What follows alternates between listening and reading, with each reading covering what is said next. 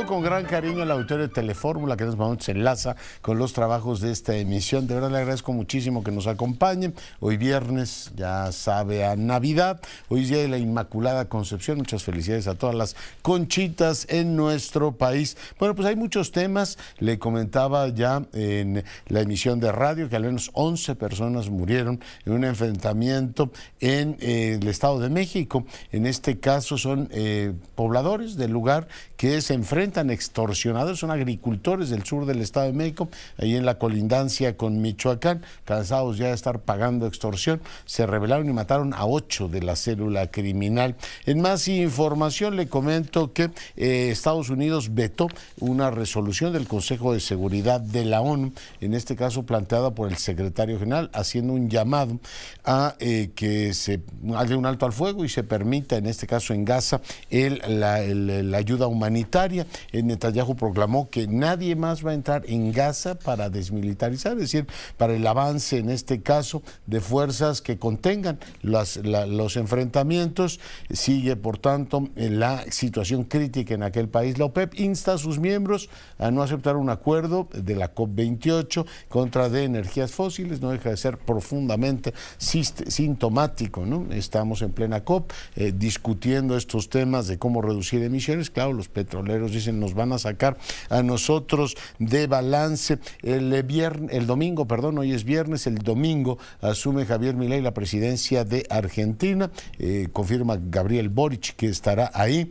Fernández estuvo, el presidente saliente de Argentina, hoy en Río. Ahí los presidentes de América del Sur hicieron un llamado, en este caso a Venezuela, para evitar acciones unilaterales con el caso de Guyana.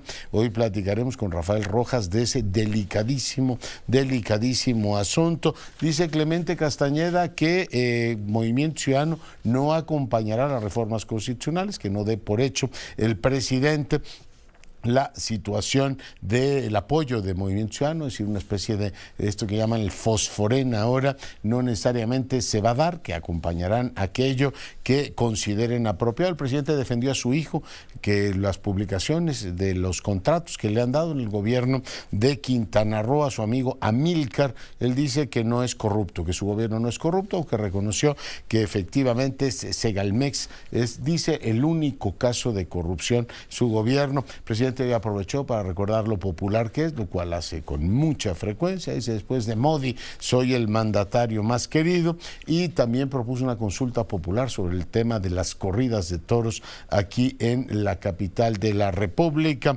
En otros temas, la consejera jurídica de Presidencia presentó ante la Suprema Corte un recurso de reclamación contra la medida cautelar del ministro Lainez en contra de la extinción de los fideicomisos del Poder Judicial. Mario Escobar, padre de Devani Escobar, se registró como aspirante a una diputación por Movimiento Ciudadano. En más información, un juez dictó prisión preventiva justificada contra René Gavira. Usted sabe, este individuo que se entregó por el caso Segalmex, no fue detenido, él se entregó, y bueno, pues sigue la investigación sobre el particular. Ya están llegando peregrinos de distintos puntos del país para estar el día 12 en la Basílica de Guadalupe. Usted sabe, la peregrinación más importante de nuestro país. Pausa, volvemos. Seguimos con la información. Cintia, ¿qué más tenemos?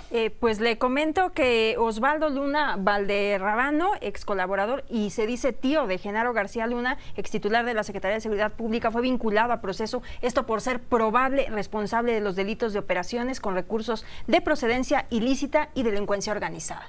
Oye, y de aquel que mataron en Guerrero, ayer ¿sí? Vi que elementos del equipo de la Fiscalía fueron recibidos a balazos por este individuo. Parece ¿sí? que era una ficha mayor, ¿no?, en el esquema de la delincuencia organizada. Así es, pues se informó que la Fiscalía General de Guerrero informó precisamente que Ramiro Rocha Serrano, alias El Marino, Comandante 18, presunto líder del grupo criminal de los rusos que operaba en Acapulco, fue asesinado durante un enfrentamiento, esto contra agentes de la Policía Investigadora Ministerial.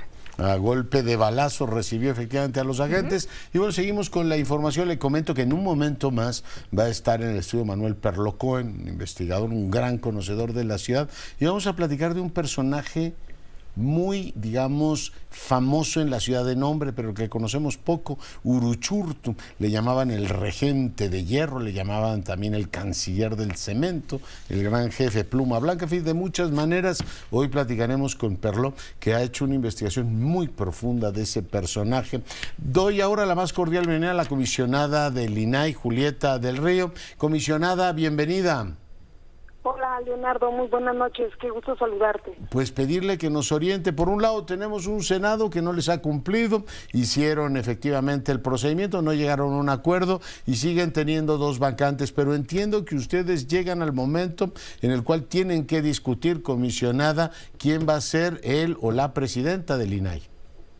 Así es, Leonardo, en el primer punto, en efecto, vimos las 2 rondas de estas 2 ternas, que ninguna se logró la mayoría, y bueno, lo que supimos todos es que habrá una nueva convocatoria, desechan estas ternas que ya tenían ahí pues años y se irán a convocar. Lo que sí nos queda claro es que de aquí al día 15, donde la Suprema Corte de Justicia dio el plazo fatal, pues no se va a cumplir. Entonces, no tendremos 2 comisionados, porque recordemos que uno más no se puede, porque una comisionada que logró y que fue vetada, pues se fue al amparo, entonces esa vía está detenida. Entonces, no tenemos 2 comisionados y, en efecto, nosotros vamos el día 10, el domingo, concluye su periodo como presidenta del INAI de Blanca Lili Ibarra. Es el domingo. Pues con el domingo concluye, y nosotros habilitamos el día domingo, lo determinamos en una sesión de pleno extraordinaria pública, donde pues vamos a ir a la elección de la o el presidente para el nuevo periodo. Los 4 pues tenemos los efectos y la legalidad que nos otorgó la Suprema Corte de Justicia. Lamentamos que no tengamos 2 más, hubiera sido ideal que fuéramos 6. 4 pues somos pocos, pero bueno, tenemos que seguir el trabajo, tenemos que seguir el rumbo, y el domingo a la 1 de la tarde es la sesión extraordinaria de manera pública para elegir quien en los próximos 3 años conduzca pues las riendas del instituto como comisionado presidente. Oiga, hay un pasado y hay un paralelo. El pasado es que no todas las transiciones en el INAI han sido tersas, recordamos algunas que hubo mucha confrontación, y por otro lado pues, está el paralelo del tribunal, que no es lo mismo que ustedes, pero es también una elección entre pares. Por tanto, supongo que tendrán ambas muy presentes el domingo que arranque esta sesión. Comisionada. Sí, así es. De hecho, comentarte que los registros concluyeron hoy a las 3 de la tarde. Yo me inscribí, se inscribió el comisionado Alcalá y también la comisionada Josefina Román, entonces somos 3 de 4. El procedimiento que establecen estas reglas son pues que habrá, si no se define en una ronda, habrá una segunda, una tercera, y si en una cuarta seguimos empantanados, bueno, vendrá el voto de calidad de Blanca Lilia.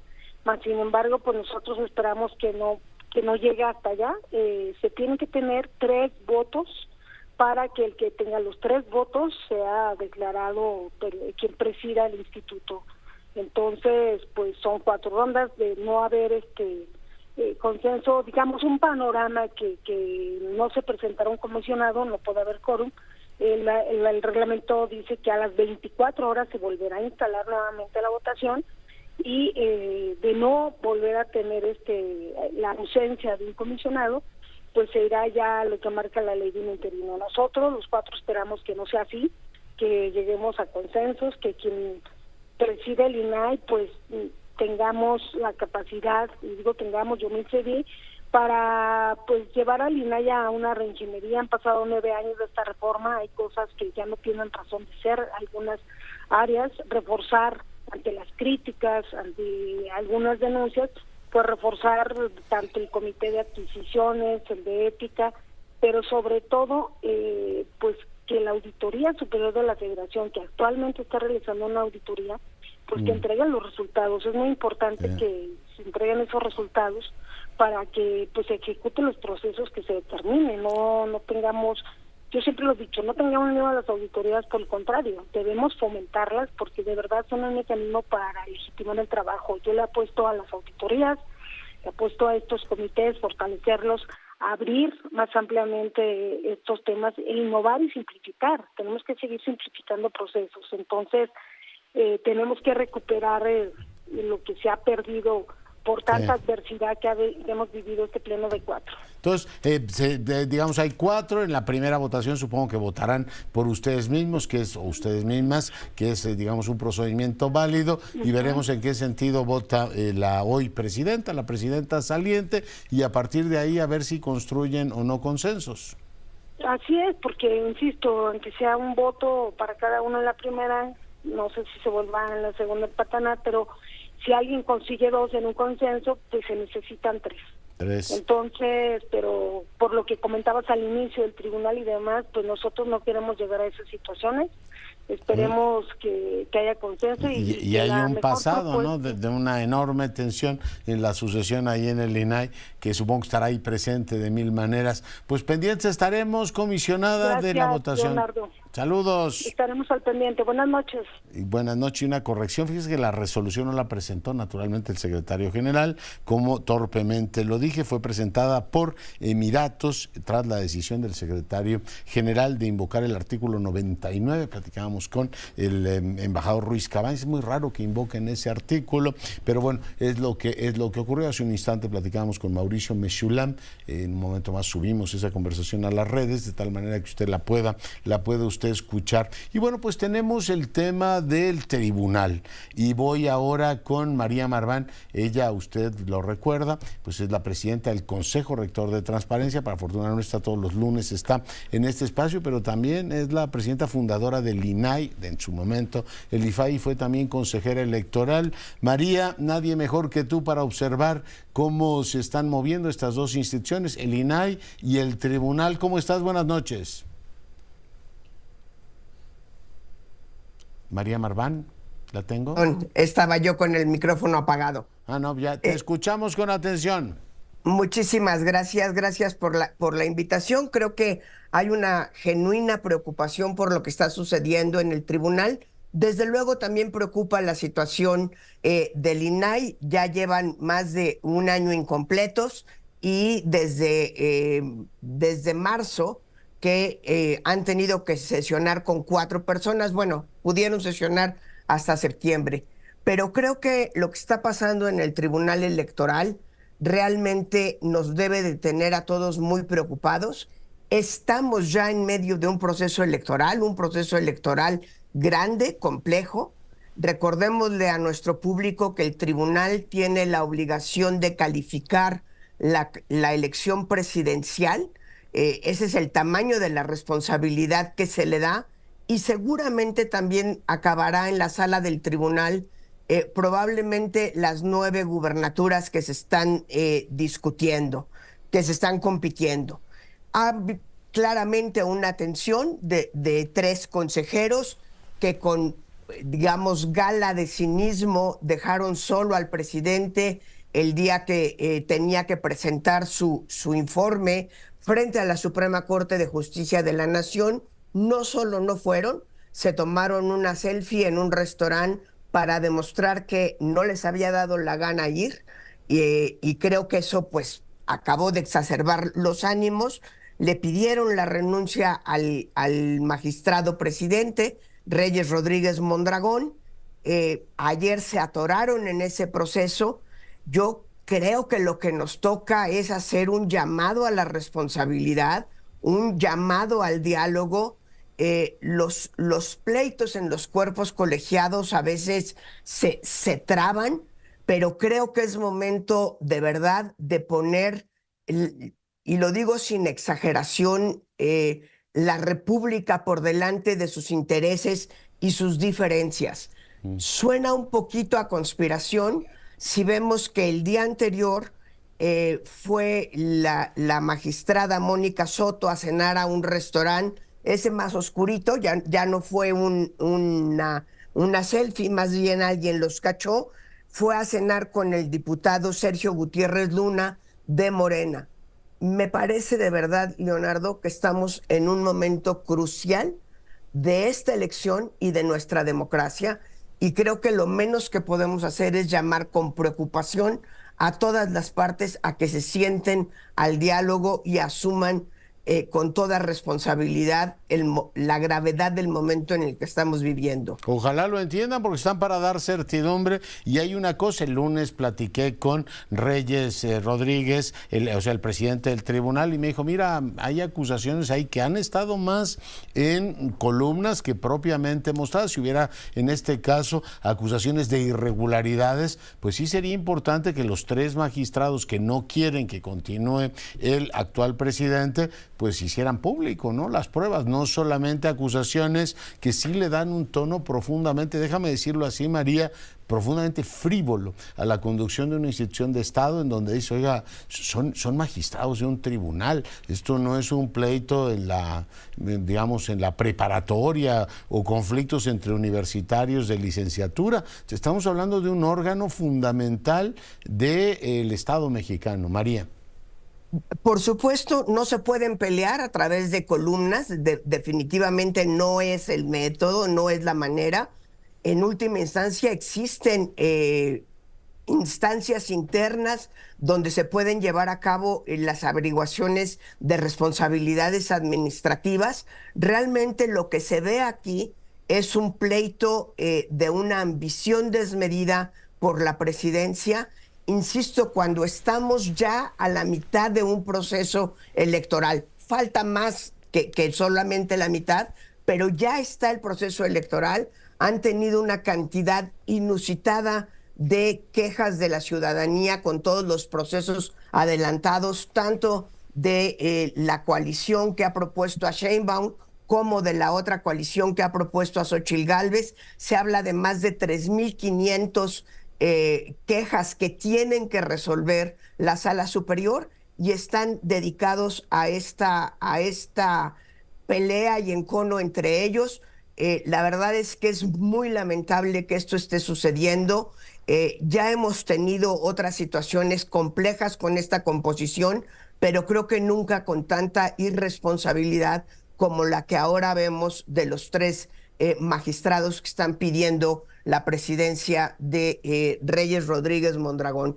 Creo que debían de sacar esta elección y ya después vemos si se cambia o no la presidencia. Oye, y ya todos han sido presidentes, ¿no? Bueno, Talora, que estaba con Reyes en el informe, fue presidente y la quitaron. Fuentes ya fue presidente, Vargas ya fue presidente, y Reyes va a decir, bueno, pues hagan la rotatoria, ¿no? Si realmente tienen tanta ambición por la presidencia, o si tienen algún fundamento para decir que le han perdido la confianza al actual presidente, pues deberían exhibir algún elemento, y no solamente, pues se nos ocurrió que es buena idea cambiar de presidente, ¿no? Creo que la ciudadanía se merecería estar informada, e insisto, el sentido de Estado que deberían tener estos cuerpos, en este caso un elemento fundamental del Poder Judicial, sí requeriría una mayor seriedad personal y no este espectáculo que nos están dando. Hoy el presidente les dijo, bueno, espero que tengan ya un poquito de, bueno, le hizo el llamado, ¿no?, a que lleguen a un arreglo interno, no sé, con tantas manos externas como hay, María, si este arreglo interno hoy por hoy se puede dar. Pues esperemos que sí, insisto, por el bien de la República. Creo que hay una cosa que mencionas que habrá que remediar, pero obviamente este no es el momento ni habrá la posibilidad, y es su reglamento interno. El reglamento interno no prevé la remoción del presidente, entonces ya de entrada allí hay una irregularidad. Yo creo que sí habrá que ver en el futuro si se debe prever esto cuando la elección es entre pares, porque no existe esta figura que ha estado invocando sobre todo Mónica Soto de la pérdida de confianza hacia el presidente. Ciertamente esta sala ha sido una sala muy atropellada. Desde el primer momento en que la nombraron, ese proceso que pues para muchos nos hizo, por decirlo menos, levantar una ceja, en la que les alargaron el periodo a muchos de ellos, ya una vez que inclusive habían tomado protesta. Después la forma en la que forzaron desde la Suprema Corte de Justicia de la Nación, el entonces presidente Arturo Saldívar, gracias, que forzó a Yanino Talora a renunciar. En fin, creo que sí estamos en una situación sumamente complicada, y sí esperemos que en este tiempo de aquí a lunes que pidió el magistrado Reyes Rodríguez, haya un proceso de reflexión y sean capaces las 5 magistraturas de poner por delante al país. Difícil lo veo con esta, digamos, actitud que han tenido, pero te hago 2 preguntas rapidísimo. 1 minuto te retengo, María. 1, ¿sí habría que revisar o no este modelo de que sean los pares los que elijan con los problemas que estamos viendo? Y segundo, ¿no debería ya la ministra Piña, como cabeza del Poder Judicial, hacer un llamado a la moderación, decir, a ver, damas y caballeros, somos un tribunal, esto no es el patio de la escuela? Yo creo que sería muy oportuno un llamado de la ministra. Creo que sería muy oportuno que realmente lleguen a un acuerdo. Insisto, ya hacia futuro, en este momento que están tan caldeados los ánimos, pues sería el peor momento para renovar el reglamento interno, pero allí hay un problema sin lugar a dudas. El INE tiene otra estructura, siempre la ha tenido, y es que el presidente, en este caso ahora la presidenta, viene designada desde el Congreso como tal. Cuando has vivido en un cuerpo colegiado, yo viví 11 años en 2 cuerpos colegiados, son muy complicadas estas decisiones, pero de verdad sí creo que un poquitito de ética de la responsabilidad debería de llevar a el magistrado Fuentes, al magistrado Felipe de la Mata Pizaña, a la magistrada Mónica Soto, a darse cuenta que no pueden poner sus ambiciones por encima del país. Reyes Rodríguez hoy es el presidente, no hay acusaciones reales en contra de él, son periodísticas. Creo que debería de conducir el proceso electoral hasta el final y ya después vemos, ¿no? Pero sí es muy impresionante que estemos viviendo esto. Pues ahí está el llamado de la doctora Marván, así, ese llamado a esos 3 magistrados, se deben sentir interpelados por lo que ella ha representado para la República. María, y el INAI, medio minuto te retengo ahí, ¿prevés que pueda haber ahí, y le decía hace un momento a Julieta, espero que tengan en cuenta lo que está pasando en el tribunal y recuerden lo que en el pasado ocurrió en el INAI también, pues para evitar un choque ahí, de 4 se presentaron 3 para ser comisionados presidentes? Pues allí, por lo menos por lo que nos explicaba Julieta hace un momento, tuve la oportunidad de oírla todo el tiempo, sí hay una serie de mecanismos para ir generando consensos. Yo espero también que se den cuenta que tiene que estar por encima de sus ganas de presidir la institución, otra vez la República. Hace poco hubo un escándalo, finalmente salieron Oscar Guerra Ford y Monterrey por un escándalo que además era viejo, supongo que está relacionado con este proceso de sucesión, pero esperemos de verdad que sean capaces de darnos un ejemplo al país de que se pueden tener cuerpos colegiados con una responsabilidad institucional lo suficientemente grande como para llegar a un acuerdo. Sí, si no les dan armas, parque al Ejecutivo para decir, ya les dije, mira nada más estos órganos que salen tan caros, que además están a la greña. María, muy agradecido por tu participación. Muchísimas gracias, Leonardo. Muy buenas noches. La doctora Marván, con el día de hoy su reflexión sobre esta situación muy, muy tensa. Hoy Xóchitl Gálvez habló del tema y dijo que pues estaba metido ahí el partido Morena en la crisis del Tribunal. Israel Aldave, adelante. Sí, así es, Leonardo. ¿Qué tal? Gracias. Muy buenas noches. Hoy desde el estado de Colima, la precandidata presidencial de la coalición Fuerza y Corazón por México, Xóchitl Gálvez, hizo votos, Leonardo, para que se puedan superar las diferencias que privan en el Tribunal Electoral. Dice que a nadie le conviene un organismo. El máximo órgano de jurisdicción en materia electoral en nuestro país es dividido en medio del proceso electoral que ya se registra en nuestro país. Aquí lo dijo. Presidente. Pues mira, el presidente yo creo que mete por donde pueda, lo quiso hacer con el INE, lo quiso hacer metiendo a un tercer candidato. Ahora desestabilizar al Tribunal Electoral no es una buena decisión para nadie, el proceso electoral ya empezó, el Tribunal Electoral tiene que darle confianza a este proceso.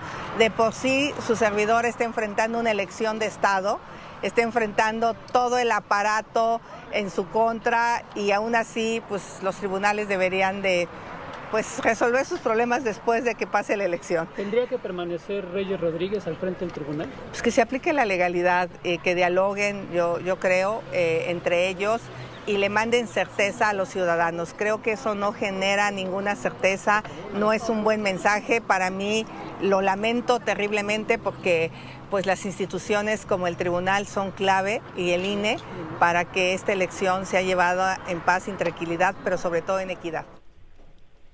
Ahí está, Leonardo, el llamado que hace Xochitl Gálvez desde el estado de Colima. Como lo escuchamos, ella responsabiliza no solamente a Molina, sino al presidente Andrés Manuel López Obrador de estar metiendo la mano en el tribunal para desestabilizar justamente a este pilar de la democracia de nuestro país.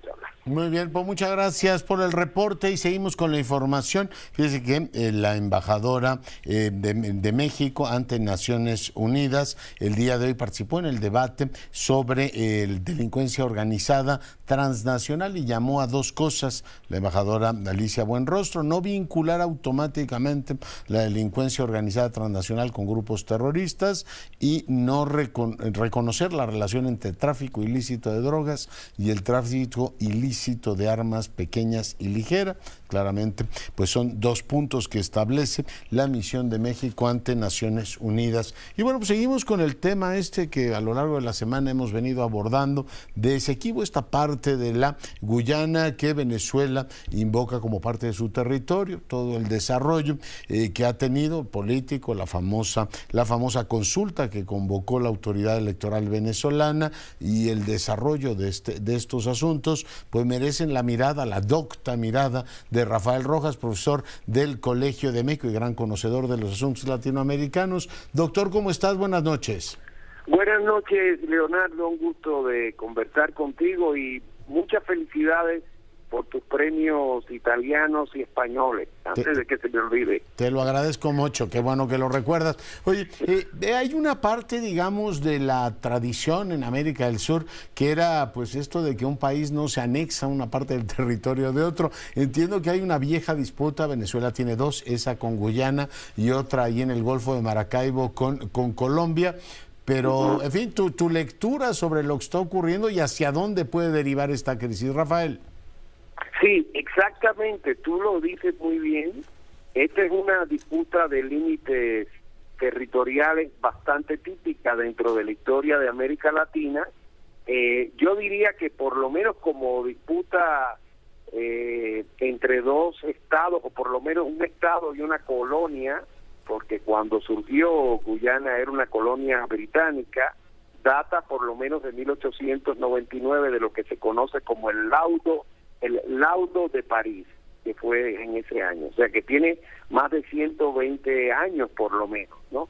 Ahora, durante mucho tiempo, desde los años 60 y lo que se conocía en Venezuela, la Cuarta República, la época de Rómulo Betancourt y Raúl León, pero también durante el gobierno de Hugo Chávez, hubo un consenso de que esa disputa de límites territoriales por la franja del río Esequibo, lo que se conoce como el Esequibo, estaba, digamos, tutelada por Naciones Unidas y a partir de 2018 por la Corte Penal Internacional de La Haya. Así ha sido hasta ahora. Lo que ha cambiado en las últimas semanas es que el presidente Nicolás Maduro unilateralmente, yo creo, decidió convocar un referéndum que tuvo resultados, la verdad, muy mediocres, porque el voto por el sí a las 5 preguntas de la consulta no pasa pasa más o menos nada más de 2.100.000 electores. Es muy poco, ¿verdad?, para el padrón electoral y para un país, no digamos, de 20 y tantos millones pero de habitantes. ¿No es una caricatura esto del Donetsk? O sea, un Putin en Sudamérica diciendo, a ver, referenda y me anexo territorios. Hay algo de eso, aunque yo diría que sí, hay algo vamos a decir, como de copycat aquí o de geopolítica imitativa. De hecho, yo creo que esa línea ha quedado muy en evidencia con este anuncio de una próxima visita de Nicolás Maduro a Moscú a reunirse con Vladimir Putin. Doctor, déjame poner una brevísima pausa, regreso contigo. Adelante, sí. Con la información, regreso con el doctor Rafael Rojas. Nos quedamos en el viaje que Maduro iba a hacer a Moscú, que va a hacer a Moscú, y me decías que hay algo ahí de copycat, ¿no?, de materia geopolítica. Pero te escuchamos, Rafael. Sí, te decía que ese es un ángulo importante del asunto. Es evidente que Maduro o el gobierno venezolano ha decidido ir por esta línea de presionar ya o amenazar prácticamente con una ocupación de esa región que está en disputa en el derecho y las instituciones internacionales. Pero por otro lado, evidentemente hay elementos del contexto interno venezolano que explican esto, ¿no? Y lo fundamental, yo diría, que es el desafío que ha hecho la oposición en sus elecciones primarias del pasado octubre, donde tuvo una participación la oposición también una participación muy limitada, pero yo diría que por encima del referéndum 2.4 millones de electores venezolanos participaron en esa elección primaria. Y hay una campaña muy fuerte, ¿no? Yo diría que no únicamente en torno a la candidatura de María Corina Machado, Enrique Capriles Radonsky y otros líderes de las diversas ramas de la oposición venezolana están actuando desde hace meses. Y claro, el contexto inmediato es las elecciones del año próximo. Claro. También hay ahora mismo una mesa de diálogo en Barbados entre el gobierno venezolano y la oposición. Y es un diálogo en este momento en un punto crítico, porque hay demandas de la oposición que el gobierno no está cumpliendo. Entonces todo esto yo creo que es parte de del telón de fondo de la decisión la puesta en del escena. Gobierno de Maduro de ir más allá. Claro. Oye, pero te pregunto, porque he visto también el paralelo y ayúdame a ubicarlo. Dicen, es un acto desesperado lanzar una guerra patriótica, y el paralelo inmediato es Videla lanzándose sobre las Malvinas. ¿Tú le ves algún paralelismo ahí? O sea, un acto desesperado de Maduro. Tú sabes, pero claro, nosotros los historiadores siempre tenemos algún recelo con las analogías, porque son perfectas. Oye, y los periodistas, por eso preguntamos a los historiadores. Exacto, sí. Ni es una Crimea caribeña, ni es unas Malvinas caribeñas. Pero sí yo diría que hay mucho de eso ahí, o sea, de resonancia y de búsqueda de conexiones geopolíticas para este conflicto interno. También hay un problema ahí que genera, yo diría, fricciones o rispideces en aliados tradicionales de Maduro. Por ejemplo, varios gobiernos caribeños, porque Guyana es un país con una presencia sólida, como tú sabes, dentro del CARICOM. Creo que tiene buena relación con La Habana. Se define, yo no tengo ni idea. Y Brasil del otro lado, claro. No tengo ni idea de cómo funciona Guyana, pero se define como república cooperativa, Rafael. Me suena como la ex Yugoslavia. Para agregar otra analogía, exacto. Pero sí, es un país, la verdad, con una trayectoria muy firme dentro del CARICOM, con muy buenas relaciones con Brasil. Eso es muy importante porque ahora mismo hay una tensión militar en las tres fronteras, o sea, en la de Venezuela con Guyana, en la de Guyana con Venezuela y en la de Brasil también. Y el presidente Lula ha sido, yo creo que bastante claro en los últimos días, al igual que el canciller Marcelo Leira, de que no hay que distender ese conflicto y hay que eludir por completo cualquier ruta de confrontación militar. ¿Qué interpretar de lo que dice Lula? Pues yo creo que evidentemente que hay que volver a la mesa de negociaciones de la Corte Penal Internacional, que es lo que dijo La Haya, justo unos días antes de la convocatoria del referéndum. Es decir, todo esto se desata por el proyecto del referéndum. Tú sabes que siempre es muy importante en un conflicto internacional ubicar el detonante, y no creo que sea otro que ese, porque hay mucha especulación sobre si habría algún tipo de no, ya oí que hay uranio y todo lo demás. Exacto, y el gas y el petróleo, lo cual eso es algo muy sabido, de que esa es una zona rica en petróleo, en gas, en minerales, pero además los proyectos de explotación de esa región de grandes compañías propiciadas en efecto por el gobierno de Guyana existen desde hace tiempo, desde la época de Chávez. Y no había ninguna reacción hasta ahora en ese sentido tan enfática del gobierno venezolano. Entonces yo creo que por ahí iría el asunto. ¿Sí? Pues Rafael, agradecidos contigo como siempre. Como siempre, un abrazo, Leonardo. Gracias, doctor Rojas, profesor del Colegio de México, hoy conversando con usted. Y hoy tengo la fortuna de recibir el estudio de otro gran académico, en este caso el Instituto de Investigaciones Sociales, más uno de los que mejor conoce la Ciudad de México. Doctor Perló, ¿cómo estás? Muy buenas noches, un gran gusto estar contigo y felicidades por todos tus merecidos reconocimientos. No, ni me digas, muchas gracias. Oye, pocos conocen la ciudad como tú y además nos has descubierto a alguien que pues durante años ha tenido resonancia en la memoria colectiva de esta ciudad, Uruchurtu. Aunque no sepamos bien qué hizo, sigue en la memoria colectiva, pero me pareció muy sugerente tu obra, además una obra titánica de 2 tomos. Déjame empezar por preguntarte la importancia de llamarse Ernesto Uruchurtu, un hombre que desafió muchos de los paradigmas, ¿no?, del ciclo político de este país, de que un poder político estaba ligado a un sexenio. Él fue durante ¿cuántos años regente de la ciudad? Casi 14 años estuvo en el departamento del Distrito Federal. El cargo era jefe del departamento, pero en realidad la gente, los mismos funcionarios, lo llamaban el regente, porque era un personaje de mucha fuerza nombrado por el presidente de la República. Así funcionó la ciudad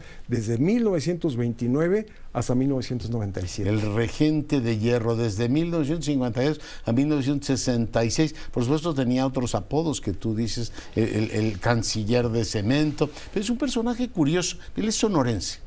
Es sonorense, nacido en Hermosillo en 1906, un 28 de febrero, con fuertes raíces, raigambre, una familia muy destacada desde la mitad del siglo XIX. Manuel Uruchurtu fue el mexicano que murió en el Titanic.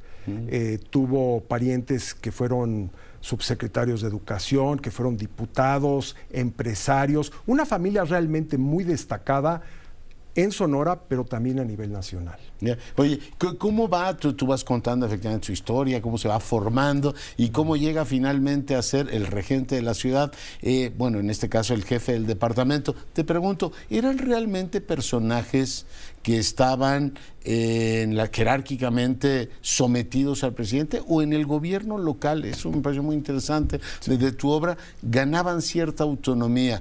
Tú hablas de efectivamente Uruchurtu, que es el centro de tu estudio, pero recuerda a otros personajes, ¿no? Este famoso neoyorquino Moses, que durante años gobernó la Gran Manzana. Sí.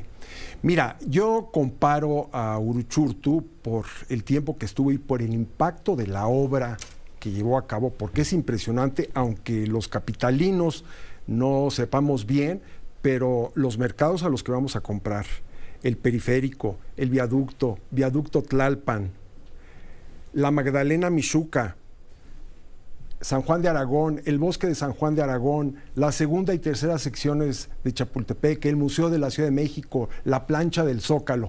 Podría yo extenderme en toda la obra que hizo este personaje.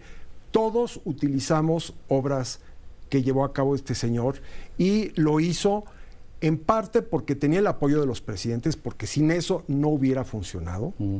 Y él sabía acomodarse muy bien, por lo menos lo hizo con 2 presidentes, con Ruiz Cortines y con López Mateos, y falló totalmente con Díaz Ordaz, que prácticamente organizó una maniobra para sacarla del puesto y destruirlo políticamente.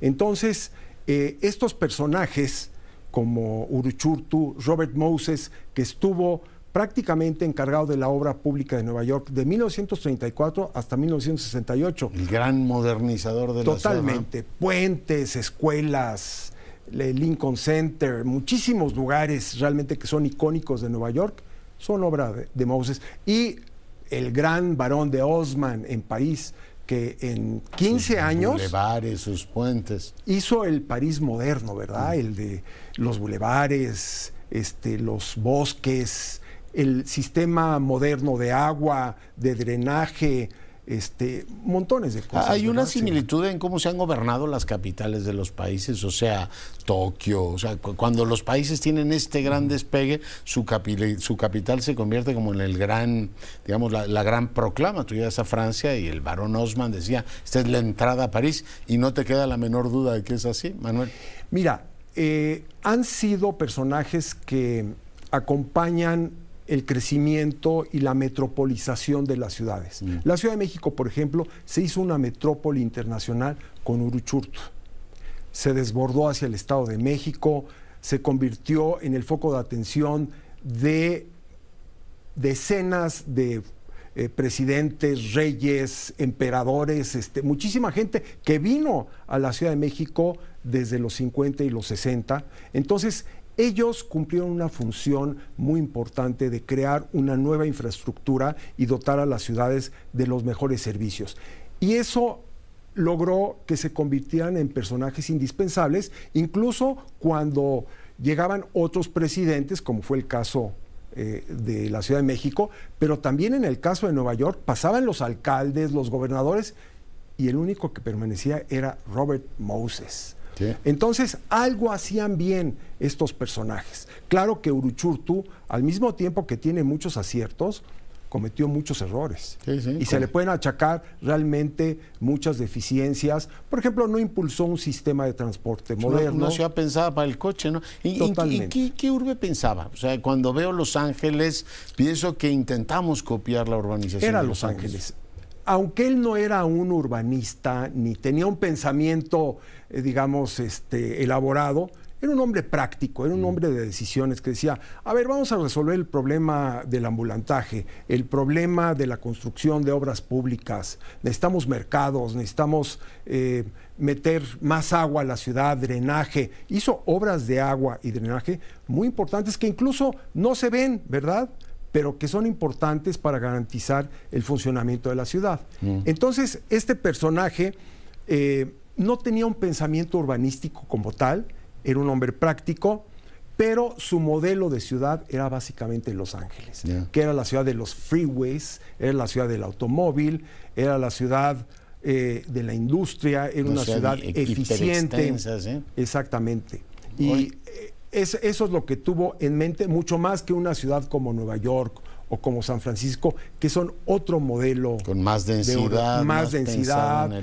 Aunque la ciudad creció hacia arriba, eso fue uno de los efectos involuntarios de la acción de Uruchurtu, hacer que la ciudad creciera, porque él se opuso a la apertura de nuevos fraccionamientos. Mira. Sí, es muy interesante. Trató de contener el crecimiento de la Ciudad de México, les retiró subsidios a las industrias, por ejemplo, en agua, en impuesto predial. Dijo, no, los que no quieran quedarse aquí o los que quieran venir acá, que se vayan al Estado de México.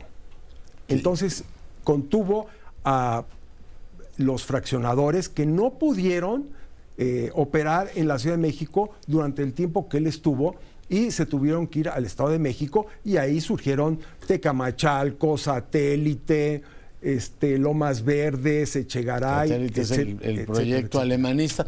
He oído, por supuesto, de la tradición de esta ciudad, que tenía todas las avenidas llenas de flores. Creo que le llamaban Don Gladiolo, ¿no? Y Don Floripondio, y Don Florindo y Fuentes.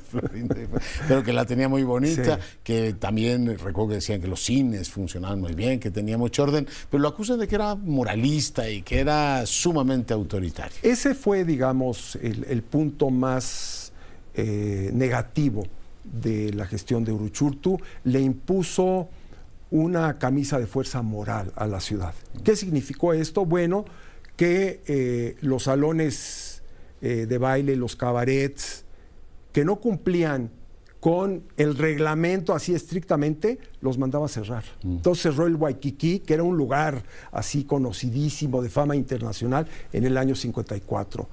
Cerró el Folies, tumbó el Tívoli, el famosísimo Tívoli, donde además Palillo iba a lanzarse a criticar en contra de Uruchurtu, pues lo derrumbó, ¿verdad? Y además impedía que se exhibieran películas de contenido así subido de tono, los cafés cantantes... Que reglamentaba hasta las tarifas de los cines, ¿no? Bueno, tuvo una política de control de precios que yo creo que le dio mucha estabilidad a la ciudad, en alimentos, en transporte, en espectáculos y en muchas otras actividades que él controlaba. Entonces, eso favoreció también la estabilidad y una cierta popularidad de Uruchurtu, porque era popular, no tuvo realmente movimientos en contra. O sea, si hubiera habido elecciones en esa época, las hubiese ganado. Ese era el peligro que le veía a Díaz Ordaz, y yo parto de la idea de que por esa razón lo sacó del puesto y lo destruyó políticamente, porque tenía el temor de que él pudiera lanzarse por la libre o apoyado por el PAN en aquel entonces, que veía con muy buenos ojos a Uruchurtu. Entonces, y él tenía un pasado así medio derechoso y hasta medio filonazi, ¿no? Totalmente. En Cuéntanos. Los años 30, bueno, pues empezó con el régimen de la Revolución muy bien, fue un político destacado en Sonora en los años 30, muy joven, fue Procurador General de Justicia con el gobierno de Rodolfo Elías Calles, el hijo de Plutarco Elías Calles, cuando fue gobernador. Fue también presidente del Tribunal Supremo de Justicia, con un gobernador muy, muy interesante que fue Román Yocupicio, pero luego se distanció de los gobiernos de la Revolución y entonces empezó a ir a la derecha y acabó apoyando las elecciones, ¿no?, de Almazán de manera muy fuerte, pero además desarrolló posiciones muy anticardenistas, posiciones medio filonazis. Era lo que llamaríamos ahora llamaría el presidente un conservador. Y posiciones antisemitas. Fue abiertamente antisemita, y ya cuando Miguel Alemán lo recupera en los años 40 en la presidencia, ya esa parte como que se olvidó, se oscureció. Sí, buena parte de la élite revolucionaria se le vio el ramalazo proégema. Así es. Y un antisemitismo muy elemental. Así es, pero bueno, luego se volvió políticamente correcto. Y entonces dejó de hacer declaraciones, a pesar de que lo picaban por ahí, de que hablara de las migraciones y todo esto, se mantenía así como muy, muy, muy pulcro, muy correctito, y nunca volvió a hablar públicamente de lo que realmente pensaba. Era un personaje muy enigmático, que además se casó por conveniencia cuando era precandidato a la presidencia en la época de Ruiz Cortines, porque aspiró a ser, dado que la posición de jefe del departamento de manera automática le permitía tener un poder. Bueno, en la época moderna pues hemos visto ya presidentes y candidatos que salen del gobierno de la ciudad. Pues es una obra monumental, aquí está en 2 tomos, disponible para quien la publicó la UNAM. Uruchurtu, el regente de hierro, orígenes y primera regencia, el auge y caída de exilio. Te agradezco mucho que hayas venido. Gracias por la invitación. Oye, enhorabuena, súper obra, y le recomiendo mucho que le eche un vistazo, conocer nuestra historia, es fundamental. Nos vamos, gracias, sea rabiosamente feliz, se lo merece.